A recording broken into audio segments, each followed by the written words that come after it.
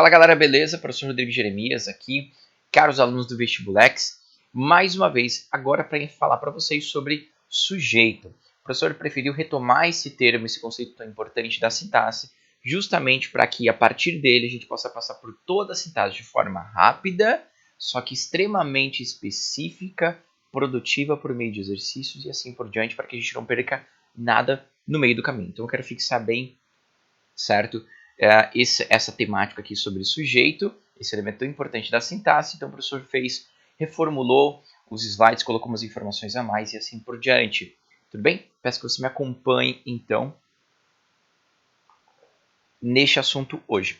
Nós temos basicamente 5 tipos de sujeito: sujeito simples, sujeito composto, sujeito desinencial ou oculto, que a gente fala também, certo? Sujeito indeterminado e sujeito inexistente. 5 tipos de sujeito: simples, composto, desinencial, indeterminado e inexistente. Tudo bem? Beleza. Esses 5 tipos de sujeito eles são divididos em 3 grandes blocos. O primeiro bloco é o bloco dos determinados, o segundo bloco são dos indeterminados e o terceiro bloco é propriamente do inexistente. Tudo bem? Então, 5 tipos de sujeitos, 3 blocos diferentes. Perfeito? E eu quero que a gente analise, então, nesse primeiro momento, esses 3 primeiros sujeitos, sujeito simples, sujeito composto e desinencial, que compõem o grupo dos determinados. Tudo bem? São conceitos de boas aqui no começo. Olha lá. Sujeito simples. Pausa para a aguinha. Sujeito simples possui apenas um núcleo. Isso é a coisa mais simples do mundo, né? E aí tem uma determinação, aí, uma especificação do que seja o núcleo. O núcleo é a palavra que funciona como base do significado de um termo da oração. Neste caso, é a palavra que constitui em específico o sujeito. Então, a gente tem aquele sujeito bem tranquilo, né? O mato cresceu. A gente percebe que o mato é o sujeito. O que é o sujeito mesmo? O conceito é sobre quem é dito algo na frase, tudo bem? Então, é dito algo sobre esse sujeito, mato, crescia irregular, certo? E a gente percebe que mato é o núcleo do sujeito. O mato é um adjunto adnominal, certo? Que acompanha esse núcleo que é mato, esse substantivo, tudo bem? Os substantivos eles terão essa função de serem núcleos das palavras. Nem sempre o seu sujeito vai ser composto por um substantivo. Mas beleza, isso é um pouco mais para frente. O lance é saber que esse sujeito simples ele é constituído de apenas um núcleo. Depois nós temos outro exemplozinho ali. Aqueles simpáticos vizinhos do terceiro andar viajaram. Veja bem, aqueles simpáticos vizinhos do terceiro andar, tudo isso compõe o sujeito, tudo isso é o sujeito. Só que ele tem um núcleo, e o núcleo é justamente aquela palavrinha mais importante, que geralmente, é isso que o professor estava falando, que geralmente é um substantivo, certo? O substantivo, se ele existir, ele vai ter o valor de núcleo. Ele é o mais importante sempre. Quando ele não aparecer, vai ser outra palavra que vai estar no lugar dele, certo? Aqui em específico, nesse exemplo, a palavra vizinhos é o núcleo de todo esse sujeito gigantesco, que tem todas essas palavras, aqueles simpáticos vizinhos do terceiro andar, certo? Aqueles simpáticos e do terceiro andar, eles funcionam como adjuntos adnominais em relação a vizinhos. Todos eles estão relacionados, todos esses adjuntos adnominais estão relacionados com a palavra vizinhos. Por isso que a palavra vizinhos é o núcleo, por isso que a gente diz que ela é a mais importante, certo? Ele é o centro, tudo bem? Os outros são todas especificações, certo? Beleza, então esse é o sujeito simples, possui apenas um núcleo, e o núcleo geralmente vai ser um substantivo, certo? Quando não for substantivo, vai ser outra palavra que vai estar no lugar desse substantivo. Perfeito. Ainda no campo dos determinados, nós temos o sujeito composto. O sujeito composto possui 2 ou mais núcleos. Isso aqui é muito simples de perceber. O senhor colocou um exemplo aí bem básico, né? Bois, vacas, bezerros andavam misturados. Belezas, né? Cada uma dessas palavras, elas são independentes entre si, certo? Pode ver que boi não está relacionado à vaca, não está relacionado ao bezerro, por mais que no mundo animal eles estão relacionados porque, né, é assim que a vida animal acontece para nascer um bezerro. Eles precisam estar relacionados. Mas aqui, gramaticalmente falando, né, eles são palavras independentes. Nenhuma está determinando, dando uma característica, né, um para o outro. Não, eles são independentes e eles são equivalentes de alguma forma, porque eles têm o mesmo peso, eles têm o mesmo grau de importância. Por isso que o professor diz que eles são equivalentes. E então eles constituem núcleos independentes. Núcleo 1, bois. Núcleo 2, vacas. Núcleo 3, bezerros. E isso constitui, então, um sujeito composto, porque possui dois ou mais núcleos. Perfeito? Aqui nós temos um sujeito, então, uma frase com 3 núcleos. Perfeito. Sujeito composto, ele é determinado e assim por diante. O terceiro tipo de sujeito, que também é determinado, é o sujeito oculto ou desinencial, certo? Ele não aparece na frase, mas é facilmente identificado pela desinência verbal. Por isso que a gente chama de sujeito desinencial, certo? Olha lá. Acreditei nessa conversa mole. Muito bem, a gente sempre pergunta para o verbo, né, para achar o sujeito. Quem acreditei nessa conversa mole? Eu acreditei, certo? Fica subentendido esse pronome de caso reto, eu, certo? Estará lá. Você vai logo entender que ele está lá subentendido, perfeito?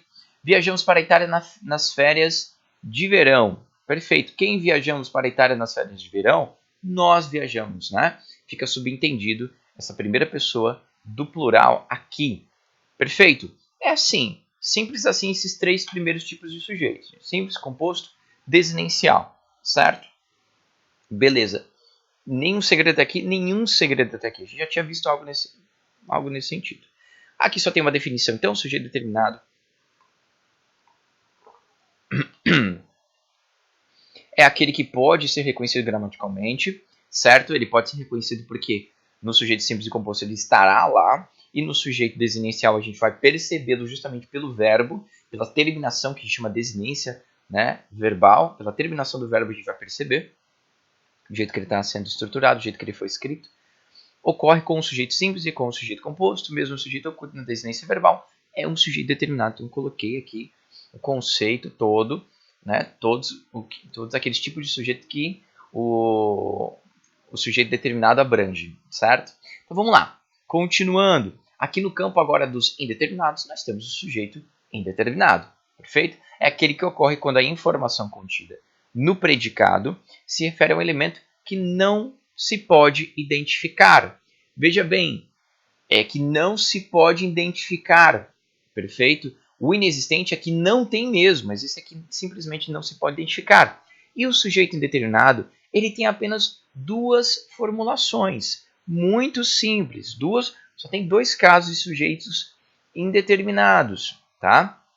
Olha lá. A primeira é com o verbo na terceira pessoa do plural. Quando eu falo terceira pessoa do plural, estou me referindo, então, eu, tu, ele, as 3 primeiras pessoas do singular, nós, vós, eles. A terceira pessoa, então, do plural é o eles. Então, o verbo estará obedecendo, de alguma forma, essa pessoa gramatical. Com o verbo na terceira pessoa do plural, sem fazer referência ao sujeito expresso no contexto. Veja bem para você não se confundir aqui com o sujeito oculto, que é o que geralmente acontece. Certo? Vamos lá. Olha só. A frase diz: anunciaram que o mundo acabaria. Ponto. Sim, essa foi a manchete do jornal, não disse mais nada. Você viu lá, anunciaram que o mundo acabaria. Né? Quem que anunciaram? Você pergunta assim, quem anunciaram? Bom, aí você vai me responder, porque você é bem inteligente. Você vai falar assim, professora, eles anunciaram que o mundo acabaria. Perfeito, até aqui perfeito seu raciocínio, tá? Toda vez, então, que você encontrar uma frase em que o eles não estiver escrito, mas ele estiver subentendido do jeito que você acabou de adivinhar, professor, eu consigo subentender no lugar desse ponto de interrogação aqui, um eles anunciaram que o mundo acabaria. Toda vez que você, então, conseguir subentender um eles, você estará diante do sujeito indeterminado. Certo? Certo, professor? Como assim? Mas não é sujeito oculto? Não. Porque gramaticalmente falando, quando eu quero indeterminar a pessoa, quando eu não sei quem é o sujeito, eu faço isso. Eu coloco o verbo para a terceira pessoa do plural, certo? E escrevo essa frase sem essa terceira pessoa do plural escrita nele. Se tiver escrita, é sujeito simples. Se a frase fosse, eles anunciaram que o mundo acabaria, você estaria diante do quê? De um sujeito simples. O ele seria o sujeito e seria do tipo simples. Beleza? Agora o eles não está, certo? Ele está simplesmente subentendido. Bom, esse é o jeito que na gramática brasileira a gente faz para indeterminar o sujeito. Professor, como assim? É que quando eu falo assim, anunciaram que o mundo acabaria, eu não sei quem anunciou, né? uma situação corriqueira, que foi um exemplo que eu dei para vocês já um dia, né? Arranharam o seu carro, pai. Eu pego e falo assim para meu pai, pai, arranharam o seu carro. Quem foi? Meu pai vai perguntar, não sei, eu só encontrei agora aqui arranhado, ó, arranhado, não sei quem foi. Tudo bem? Então a gente utiliza a terceira pessoa do plural, eles, coloca o verbo obedecendo essa pessoa, justamente para indeterminar, justamente naquelas frases que a gente não consegue reconhecer quem fez aquilo, certo? Então será sujeito indeterminado quando tiver apenas o verbo na terceira pessoa do plural, sem o eles junto dele, e se eles vai estar apenas subentendido. Perfeito? Beleza? Assim será sujeito indeterminado, assim será sujeito indeterminado. Beleza? Só que eu quero também fazer uma ressalva aqui para você nesse slide. Veja bem, com o sujeito expresso, leia ali comigo pelo contexto, mesmo que o verbo esteja na terceira pessoa do plural, não teremos um sujeito indeterminado. Como assim? Assim dessa forma, ó. Os astrônomos coordenaram a atividade, certo? Então, já existe um contexto maior de frase. Está lá falando que os astrônomos coordenaram a atividade. Perfeito. Você vai perguntar, quem que é o sujeito de coordenar? Você vai falar astrônomos. Tá? Sujeito simples. Perfeito. Agora, se eu perguntar para você assim, mostraram-me os cometas, certo? Aí você vai falar para mim, professor, é um verbo que está na terceira pessoa do plural, certo? Então é sujeito indeterminado. Não, não é, querido. Nesse contexto não é por quê? Porque existe um contexto maior em que eu consigo perceber, eu consigo identificar quem mostraram-me os cometas, certo? Pelo contexto maior eu consigo perceber que quem mostraram-me os cometas foram os astrônomos. Foram eles que mostraram os cometas para mim, certo? Então, quando eu tiver verbo na terceira pessoa do plural, perfeito? Na qual então eu posso subentender o eles, será sujeito indeterminado. Mas se eu tiver um contexto maior, em que o meu verbo estará na terceira pessoa do plural, eu vou conseguir subentender o eles. Só que eu consigo perceber que esse eles é uma pessoa que está lá determinada numa outra frase como astrônomos. Aí sim, querido, você estará diante não mais de um sujeito indeterminado, porque você consegue identificá-lo pelo contexto. Você estará diante de um sujeito oculto. Tudo bem? Ele será sujeito... Professor, mas não é os astrônomos? Sim, mas os astrônomos está ali marcado perto do verbo mostrar-me? Não está. É uma nova frase e ele não aparece. Eu consigo subentender pelo contexto que é ele que mostraram-me os cometas. São eles que me mostraram os cometas. Só que ele não está ali, então fica como sujeito oculto, simples assim. Perfeito?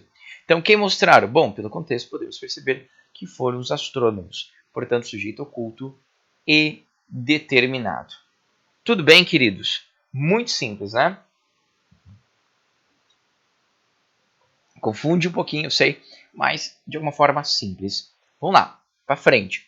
Tipos de sujeito ainda. O segundo tipo de sujeito indeterminado, a segunda forma, né, de se indeterminar o sujeito, qual que é? Com o verbo na terceira pessoa do singular agora, seguido do índice de indeterminação do sujeito, o se, certo? Olha só, agora o verbo não vai estar na terceira pessoa do plural, eles, vai estar na terceira pessoa do singular, que é o ele. Perfeito? Ele vai estar obedecendo a essa pessoa gramatical. Ele será escrito de acordo com essa pessoa gramatical. Seguido, então, do se. Esse sezinho que está aqui, né? Esse sezinho aqui, que será aqui índice de indeterminação do sujeito. Não será um pronome apassivador. O professor já deu na outra aula quando que você pode identificar, enfim, quando é pronome apassivador, quando é índice de indeterminação do sujeito. Aqui, enfim, eu não vou especificar tanto, mas está lá na outra aula, tá? Olha só. Olha só esse exemplo aqui. Precisa-se de escritores. Eu tenho um verbo. Eu posso subentender ele precisa. Tira o Czinho só para você entender que ele está obedecendo a pessoa gramatical ele, certo?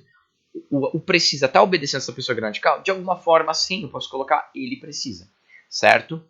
Mas ele tem um índice de indeterminação do sujeito que é o se, certo?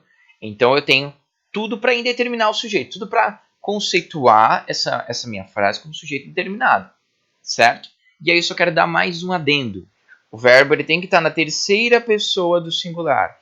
Ele precisa do índice de indeterminação do sujeito ser, mas ele precisa de mais uma característica.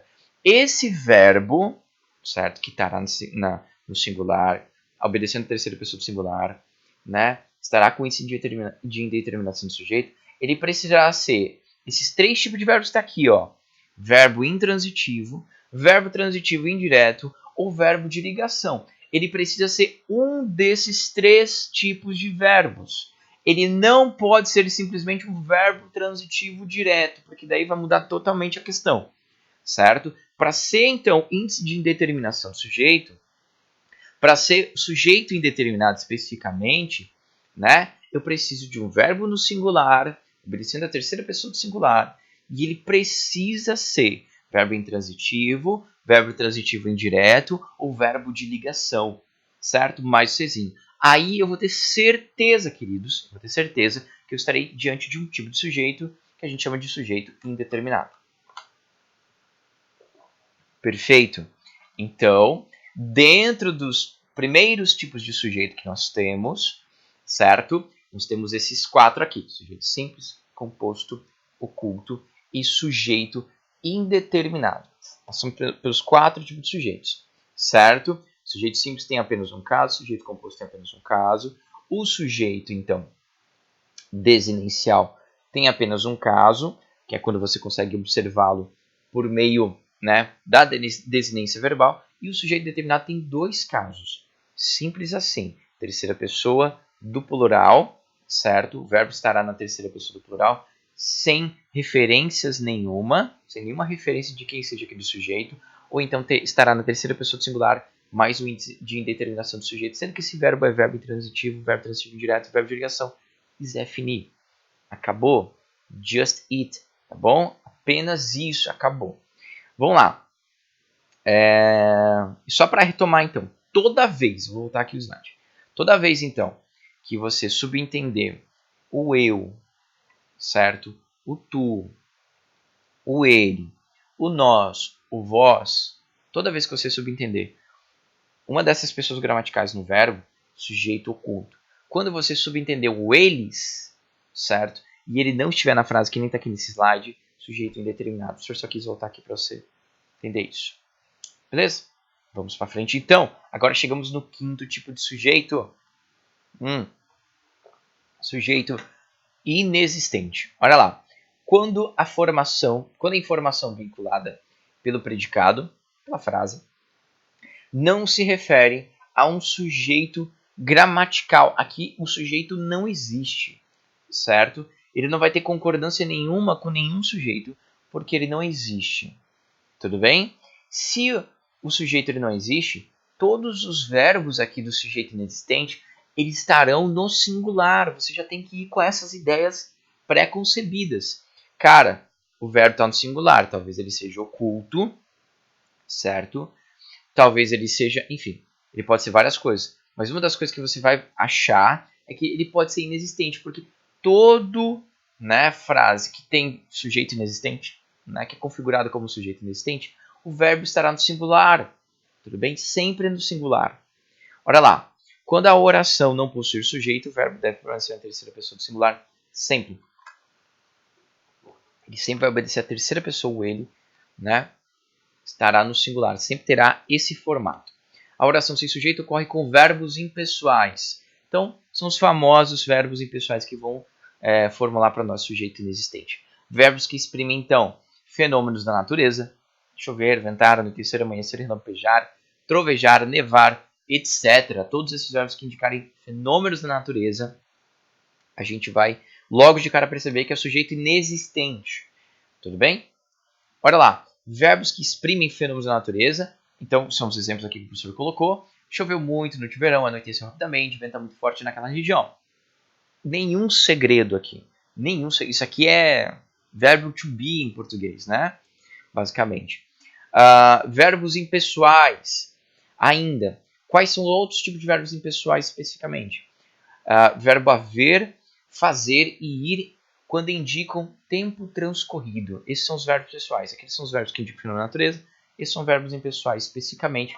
Verbo haver, fazer, ir, quando indicam tempo transcorrido. Quando tiver essa ideia de tempo transcorrido, esses três verbos, eles sempre estarão no singular, porque eles não terão sujeito. Há 2 meses que não vejo Paru, certo? Pois é, dá saudade, né? Faz 2 anos que ele saiu. Vai para uns 10 meses que ele não me escreve. Esses três verbos indicando tempo transcorrido sempre estarão no singular. Não terão sujeito, será sujeito inexistente. Tudo bem, querido? Então, não é fazem 2 anos. Não é o verbo haver não vai para o plural aqui também. Geralmente muitas pessoas cometem esse erro e assim por diante. Mesmo o verbo ir. Beleza? Aqui daí o professor fez um desmembramento dos verbos impessoais, colocou aqui o verbo haver, que ele tem outros sentidos, não somente de indicar tempo transcorrido, mas ele, quando o verbo haver também estiver no sentido de existir, realizar ou acontecer, ele também ficará no singular, certo? Havia 5 alunos na biblioteca, então existiam 5 alunos na biblioteca, né? Houve várias aprovações, realizaram, aconteceram várias aprovações. Houve diversas manifestações em todo o Brasil, certo? Realizaram-se diversas manifestações em todo o Brasil. Tudo bem? Belezas? Então, quando o verbo haver indicar, quando ele estiver no sentido de existir, realizar e acontecer, também será um verbo pessoal. Também estaremos de um tipo de sujeito inexistente. Feito? Olha lá. Verbo ser e estar na indicação de tempo ou clima, certo? Indicando tempo, ou propriamente o clima, né? Enfim, olha lá, agora é tarde. Está frio. Então, é tarde. O verbo ser aqui ele está indicando, né, tempo. Agora é tarde. Tudo bem? O verbo estar, que está aqui, ó, está frio, ele está indicando clima. Certo? Está frio, está quente, está morno, sei lá. Quando a gente tiver esse tipo de frase, então também os verbos estarão todos na terceira pessoa do singular, certo? E serão sujeitos inexistentes. Aqui tem mais um exemplo. Hoje são 22 de dezembro. Cara, que frase estranha, né? Essa frase é sempre estranha. E aqui é uma pequena exceção à regra que às vezes a gente encontra exceções, né? Isso é um verbo inexistente, tudo bem? Esse verbo aqui, ó, ele indica um sujeito inexistente. No entanto, ele faz a concordância com o número do mês, certo? O número do dia do mês. Então, por exemplo, hoje são 22 de dezembro. Essa é a frase correta. Geralmente a gente fala assim no coloquial, né? Hoje é 22 de dezembro. Dependendo de onde você estiver, o que você vai escrever, enfim, estará errada, né? A gente só vai falar hoje é e indicar 22 de dezembro se a gente colocar dia. Hoje é dia 22 de dezembro, certo? Porque daí o verbo ser estará concordando com a palavrinha dia. Aqui não. Aqui é sujeito inexistente, tudo bem? Sujeito inexistente, só que mesmo assim ele faz a concordância com aquilo que ele está indicando.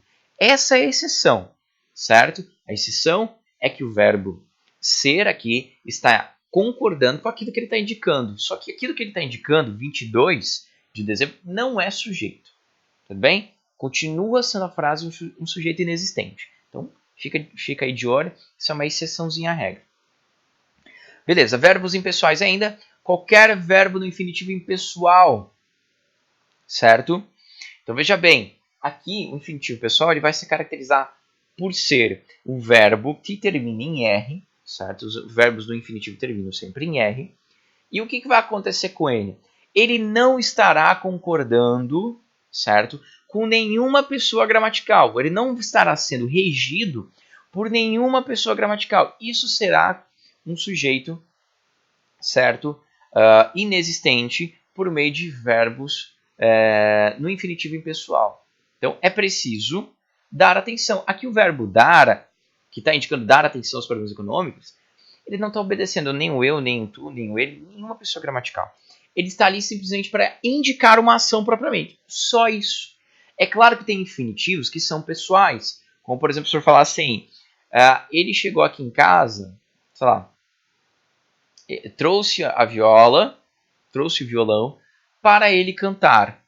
Então, para ele cantar, cantar também é um verbo que está no infinitivo, só que é um infinitivo pessoal, por quê? Professor, mas termina igual o verbo dar, tem iguaizinhos, né, na terminação. Só que o verbo cantar é um pouquinho maior. Beleza. Só que você perceba que antes do verbo cantar, tem o ele cantar. Quem está mandando o verbo cantar aqui é o pronome ele, certo? Então, quando você identificar alguém mandando no infinitivo, que nem o pronome ele será infinitivo pessoal. Quando ele indicar apenas ação, ele será um infinitivo impessoal e, neste caso, será sujeito inexistente. Aqui nós temos duas orações, dicas de passagem, tá? É preciso o quê? Dar atenção aos problemas econômicos. Tudo bem? Perfeito? Perfeito. Vamos adelante. Olha lá. Uma coisa importante também de se notar, bem importante da gente perceber. Olha só. Está quase acabando a minha água aqui. Verbos impessoais. Os verbos impessoais, eles transferem sua impessoalidade para os verbos auxiliares que os acompanham. É preciso que você se atenha a isso, tá, querido? Olha só. Verbos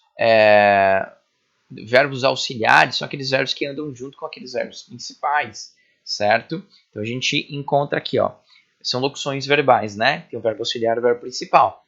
Então pode haver muitas dificuldades. A gente não pode falar podem haver muitas dificuldades. Quando a gente tem verbo auxiliar e verbo principal, quem geralmente vai para o singular, fica no singular ou vai para o plural, é o verbo auxiliar, é ele que varia, certo? É ele que é conjugado de alguma forma. Tudo bem? Beleza. Aqui ele não vai ser conjugado. Aqui ele vai ficar na terceira pessoa do singular. Por quê? Porque o verbo haver, certo?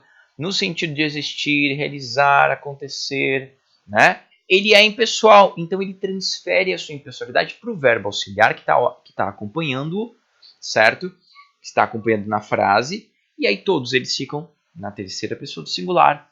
E toda essa locução verbal pode haver ainda são referente a sujeitos inexistentes. Perfeito? Mesma coisa acontece com o verbo fazer, indicando tempo transcorrido, e quando tem junto a ele o verbo auxiliar com o verbo ir. Vai fazer 2 meses. Não é vão fazer 2 meses. Que nós não vamos para aula. Não é tudo isso, né? Mas só para colocar num contexto. Então, o verbo impessoal transfere a sua impessoalidade para o seu verbo auxiliar, que seria conjugado, mas não é por conta que o verbo haver, o verbo fazer, está ali acompanhando ele, é o seu verbo principal, é um verbo impessoal. Transfere essa impessoalidade. Perfeito? Vamos lá. Então, deixa eu ver o que mais. Olha só. Quem pode ser sujeito? Esse aqui o professor também já passou para vocês. Agora eu formulei um pouquinho melhor, tá? Pronome substantivo. Eles compareceram à reunião, né? Você pergunta assim, meu Deus, professor, o que é um pronome substantivo, velho? Né? Veja bem, vamos olhar primeiro as frases, tá? Eles compareceram à reunião, você só dança com ele. Vossa Excelência me permite uma parte, aquilo nos preocupava. Veja bem, todos esses caras aqui são pronomes, só que são pronomes de tipos diferentes, certo? O eles, pronome de caso reto. O você e o Vossa Excelência são pronomes de tratamento. Aquilo é um pronome demonstrativo, certo? Beleza. Só que por que a gramática chama todos eles agora, nessa hora, de pronomes substantivos? Justamente porque eles estão no lugar de um substantivo. O lugar de um substantivo, naturalmente, pela gramática, é de ser sujeito. Quando não é um substantivo que está ocupando o lugar, certo? E são pronomes que estão ocupando o lugar desse substantivo, no lugar do substantivo que faz às vezes de um sujeito, a gente chama todos esses pronomes que são diferentes entre si, nós chamamos todos eles de pronomes substantivos. Tudo bem? Só porque eles ocuparam o lugar dos substantivos. Eles têm esse nome também. Em específico, pronome de causa reta, pronome de tratamento, pronome de demonstrativo. Perfeito? Aqui são alguns exemplos então, de pronomes que assumem a função de sujeito. Beleza. Numeral substantivo. Bom, são numerais, 1 e 2. A gente sabe disso, certo? Só que a gente chama de numeral substantivo pelo mesmo motivo que o professor explicou no outro slide, porque eles estão exercendo a função que um substantivo exerceria, a função de sujeito. Então tá aqui, ó. 1 é pouco, 2 é número primo. Eles são sujeitos aqui, percebem? Então, quem pode ser sujeito? Os substantivos, os pronomes, os numerais, e a gente vai vendo outras palavras que também podem ser, né? Qualquer palavra substantivada. Aqui nós temos um verbo, sambar. Ela está numa posição de sujeito aqui. Então, de alguma forma, foi substantivada. Sambar é chorar de alegria. Ela acabou se tornando sujeito. Um olá foi murmurado com voz trêmula. Olha só, um olá. Essa junção de palavras, essa expressão, essa fala que foi destacada pelo agente aqui dessa frase, ela se tornou sujeito. Um olá foi murmurado com trêmula, com voz trêmula. Perfeito? Então, qualquer palavras ou expressões até mesmo. E a gente vai ver outros exemplos ainda. Uma frase com valor substantivo. A gente pega e fala assim, ordem e progresso é o lema da nossa bandeira. Veja bem, ordem e progresso é uma expressão completa, mesmo assim aqui está na posição de sujeito. Tudo bem? Independência ou morte foi o grito do Ipiranga. Também outra frase que está com o valor de substantivo, que está com o valor que está assumindo o papel de sujeito. Tudo bem? Belezas? Belezas. Uma oração subordinada. O que será uma oração subordinada? Substantiva. Também poderá ser sujeito. Então veja bem, as duas frases que nós temos aqui contêm os dois períodos, vamos melhor dizer tecnicamente. Né? Os dois períodos que nós temos aqui têm orações subordinadas, substantivas, subjetivas, certo? E sempre, cara, como é que eu vou identificar quando o sujeito for uma oração subordinada, subjetiva? Você vai encontrar duas fórmulas, tudo bem? Duas fórmulas. A primeira, olhando para a primeira frase, essa oração subordinada, substantiva, subjetiva, ela vai ser apresentada por esse carinha aqui, ó, pelo quezinho. Tudo bem? Ele sempre vai ser apresentado por esse quezinho. E você sempre vai conseguir subentender o quê? Você sempre vai conseguir subentender o isso. É urgente que você venha. É urgente isso. E aí você vai poder fazer a inversão. Isso é urgente. Certo? Então, ou essa oração subordinada, substantiva, subjetiva vai ser apresentada pelo esse que, certo? Ou então ela vai ser apresentada, sem esse quezinho, pelo infinitivo do verbo, certo? Olha lá, é preciso estudar a lição. A frase poderia ser desenvolvida assim, é preciso que se estude a lição. Mas a gente quis reduzir, então a gente tirou o que, certo? E colocou o verbo no infinitivo. Então, existem duas maneiras de se encontrar a oração subordinada, substantiva e subjetiva. Uma é por meio do que, e eu consigo subentender o isso, e aí invertendo a frase eu consigo perceber que o isso é o sujeito do verbo, isso é urgente, né? Ou então eu consigo ver que o verbo está no infinitivo, mas dá tudo certo também, é preciso estudar a lição, é preciso isso. E eu consigo inverter e fazer. Isso é possível, certo? Eu estarei diante de uma oração subordinada, substantiva, subjetiva, certo? Nessas duas situações, eu posso desmembrá-las dessa maneira e serão assim que elas serão apresentadas a nós. Por meio do que, tudo bem? Ou então por meio do verbo no infinitivo. Perfeito. Vamos lá. Aí tem alguns problemas também nessa vida, né? Porque a vida não é feita somente de coisinhas simples. Esse exemplo aqui eu já passei para vocês, mas só para retomá-lo. Acabou minha água. Ouvir do Ipiranga as margens plácidas de um povo heróico brado retumbante. Certo? Então, eu pergunto para você assim, quando há um deslocamento do sujeito, né? Você pode ver que a frase começou pelo verbo, né? Na ordem direta na língua portuguesa, como eu já comentei com vocês, a gente tem sujeito, verbo e seus complementos. Aqui não aconteceu isso. Aqui aconteceu o verbo, já inverteu a frase, né? E eu pergunto para você, quem é o sujeito do ouvir, certo? Quem é o sujeito de todo esse período aqui? Então, tem deslocamento de sujeito. O que a gente precisa analisar primeiro? A gente precisa analisar primeiro, senhoras e senhores, caros alunos, primeiramente o verbo, sempre o verbo, certo? Então tá aqui, ó, ouvir, é o único verbo que existe. E esse verbo, certo? A gente precisa analisar ele de outra maneira. A gente tem que perceber que ele está obedecendo a terceira pessoa do plural. Eles ouviram, certo? Então vamos tentar analisar aqui quem é que consegue concordar com essa pessoa. certo? Olha lá, se você for analisar, você olha para as margens plácidas. Opa! As margens é uma expressão que tem artigo. Artigo, né, gera um substantivo sempre, né? Então pode até ser um verbo. O sambar é maravilhoso. Ele acaba substantivando a todas as palavras. Então eu olho para aquelas palavras que estão próximas aos artigos. Eu vejo as margens. Está no plural. Será que as margens ouviram? Talvez. Daí eu tenho um povo heróico. Um povo heróico ouviram. Não combina, não faz concordância, porque um povo heróico está junto de um artigo também, só que é um artigo indefinido, né? Ele não concorda com esse sujeito porque ele está no singular. Depois, o brado retumbante. O brado retumbante ouviram? Não dá também, está no singular.